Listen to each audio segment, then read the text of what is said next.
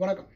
நெருப்பு தமிழர் cook with கோமாளி அப்படின்னு ஒரு நிகழ்ச்சி ரொம்ப காலமாக போய்கிட்டு இருக்கு. அது ரொம்ப வைரலாகவும் எல்லாராலையும் பார்க்கப்படுது. குக்கு அப்படிங்கிறத எப்படி கோமாளியாக கொண்டு போயிருக்கிறான். அப்போது நான் ஒரு கேள்வி கேட்குறேன். சினிமா நடிகைகள் எல்லாம் விபச்சாரம் மட்டுமே செய்கிறார்கள், சினிமா வெஸ் ப்ராஸ்டிக்யூட் அப்படின்னு கொண்டு போவானுங்களா? சினிமா அப்படின்னா விபச்சாரம் தான், ஆனால் அது ஒரு விழிப்புணர்வுகளுக்கான ஒரு தளம். ஆனால் அந்த சினிமாவை எப்படி பயன்படுத்துகிறாங்க? எல்லோரும் விபச்சாரத்தை தான் பயன்படுத்துகிறானுங்க. இதுதான். அதை அப்படி கொண்டு போயிடலாமா? சூப்பர் ஸ்டார் எத்தனை பேர் கூட படுத்தார், கமல்ஹாசன் எத்தனை பேர் கூட படுத்தார் அப்படிங்கிறத வேணால் ஒரு விவாதம் எடுத்துகிட்டு போவோமா?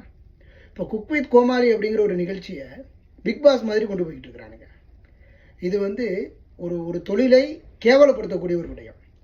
மருத்துவர் ஒரு ஆப்ரேஷன் பண்ணும்போது எதுவும் என் கையில் இல்லைங்க, எல்லாம் கடவுள் கையிலங்கன்னு போயிடுவாப்புல.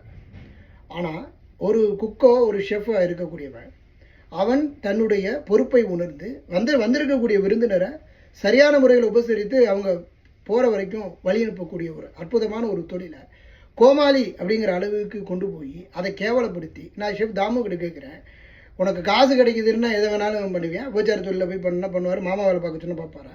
இதெல்லாம் தவறுங்க. இன்னைக்கு குக்கோ இல்லை ஷெஃப் அப்படிங்கிற ஒரு கேட்டகரி உலக நாடுகள் முழுவதும் ஒரு ஸ்கில் கேட்டகரியில் இருக்குது. இந்த நாடுகள் எல்லா உலக நாடுகள் எல்லா இடங்களையும் ஓப்பனிங் இருக்குது. க்ரீன் கார்டு ஓப்பனிங் இருக்குது, பெர்மனன்ட் ரெசிடென்ஸ் இருக்குது, சிட்டிசன்ஷிப் வாங்க முடியும். அதற்கு உதாரணமும் நானும் ஒருத்தன்.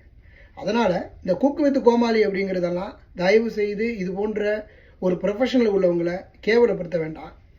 உனக்கு காசு கிடைக்குது அப்படிங்கிறதுக்காக நீ என்ன வேலை வேணாலும் செய்வே அப்படின்னா நீ என்ன வேலை வேணாலும் செய்வோம். வீட்டில் உள்ளவங்களை கூட்டிக் கொண்டே கொடு, விபச்சாரத்தில் ஈடுபடுத்து. ஆனால் இதுபோல் ஒரு ஷெஃப்பு குக்கு இந்த மாதிரி ஒன்று கேட்டகரியில் உள்ளவங்களை கேவலப்படுத்த வேண்டாம் அப்படின்னு நான் ஒரு வேண்டுகோளாக முன்வைக்கிறேன், எச்சரிக்கிறேன்.